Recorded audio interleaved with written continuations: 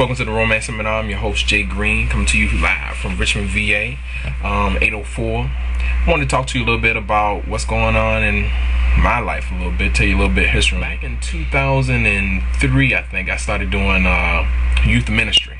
I was doing it at the family church. My uncle was the pastor there, and he asked me to speak, and I got into youth ministry.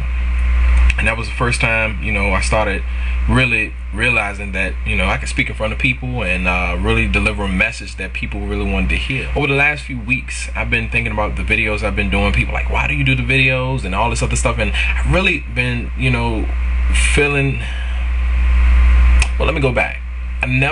I stopped going to church about 3 or 4 years ago. I felt like the church and the church and the Bible were two different places.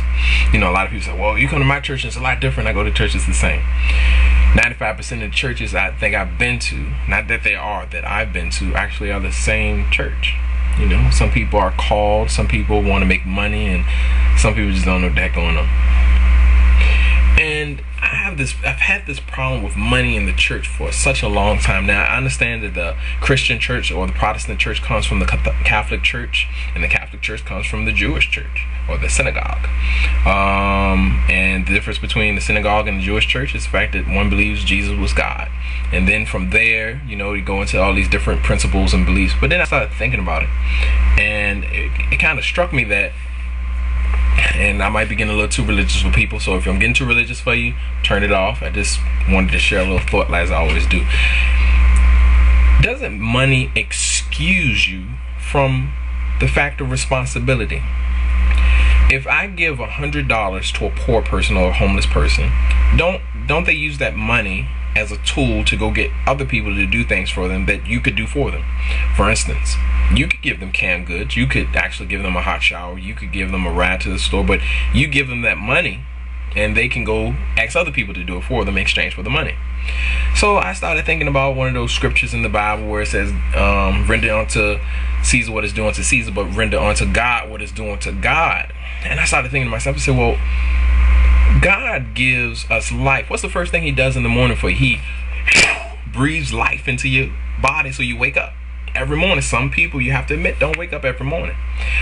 Some people can't get up out of bed. He breathes life into their health. So looking at that, you think to yourself, you say, well, he breathes life and health into you, then you're able to go to work. So he doesn't really give you money. He breathes life into you. He gives you 24 hours of existence that you willfully, being that humans have free will, to do anything. So if you really think about it, isn't it kind of odd that churches say, well, you give God money to show you that this is his faith and things of this nature? And I started thinking, and that's why I stopped. This is one of the reasons I stopped going to church. Why not give 2.4 hours of your life? 10% of what God gives you, life. He breathes life into you. So why not give 2.4 hours of what God gives you into your life and to others? Think of those mega churches where they have 10,000 members or 20,000 members. If everybody gave 2.4 hours of their life to somebody in the lower community, the poor, or just around the community of the church, those Christian communities would be so much grander than anything else. I hear so much about Christian faith in I wouldn't do that because I'm a Christian. I wouldn't do this. And I think about the television. That's what I'm looking at now, over back and forth. And I'm thinking to myself, I'm like, you look at the Osteen church, Joel Osteen, smiling pastor. He goes through this whole thing. He smiles. I think that the world, this and that. But money fundamentally is a tool, is it not? The more money you have, the more people you can get to do stuff for you. You don't have to have a personality. You don't even have to be nice. Money excuses you from being nice, being pleasant, being sociable. If you have enough of it, you can get anybody to do anything you want for them. So money represents power. But true enough, you don't really need money in this existence. You go to Matthew, I think it's chapter 6, verse 30 through 35. He takes care of the lilies and take care of the birds and trees and all this other stuff, and he got your basic needs covered. Adolf Hitler even went through the whole point. He has such a great ability to relate to the needs and desires of those around him that he was able to convince people to partner with him with no money. Martin Luther King, with no money, he was able to touch on the values and the needs of the people around him and convince them to come and be a part of what I'm trying to do as far as civil rights movement. So money is overrated if you don't have a personality, you need money. Because if you know the right people, you don't need any money. Think about the irony of being a celebrity in America. If you have enough celebrity, you don't need money. You go to hotels for free, you get clothes for free, you get dinners for free, you get food for free. They just want you to come. It's who you know. You don't really need money on this planet. So if you don't know anybody, you don't have a personality, you don't have a sense of celebrity in your own personal life, you're going to need money.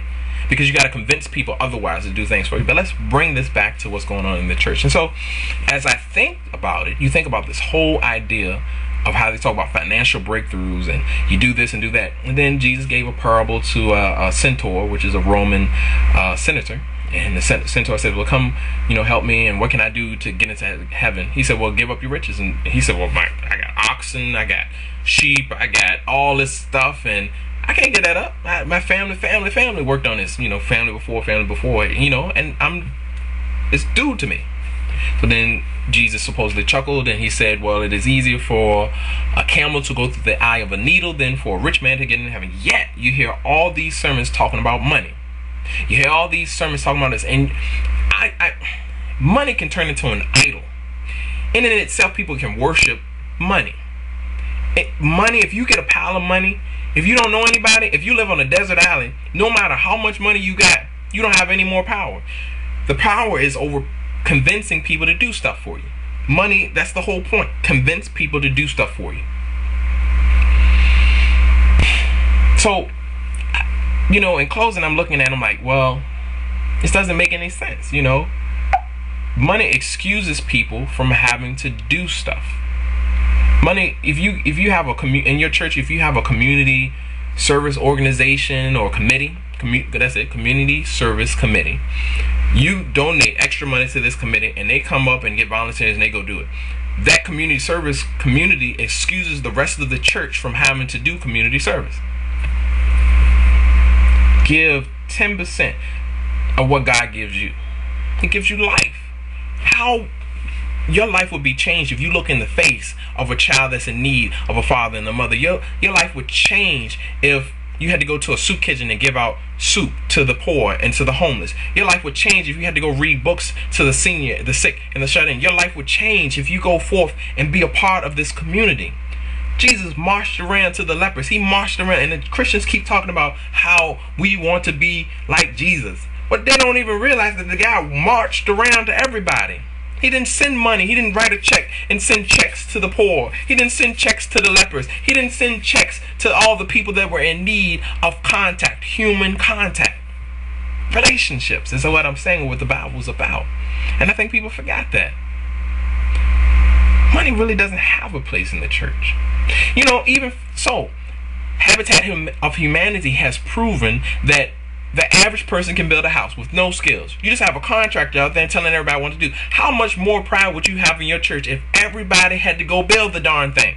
Everybody had to come out one weekend and every other weekend to help put this church together. You rent the tools and the materials, and everybody, you get a contractor, you pay him a little money, but everybody that wants to be a part of the founding family of this church builds this church.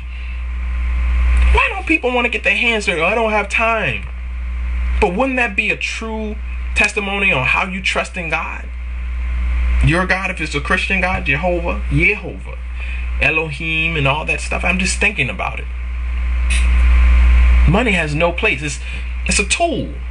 It's to get a person to do something for you. Money allows you to get things from people, and it just removes you from the human connection the more money you have. In later aspects of this particular series I'm doing, I'm going to talk about family, relationship, and just how far the church has gotten away from the Bible. Thank you.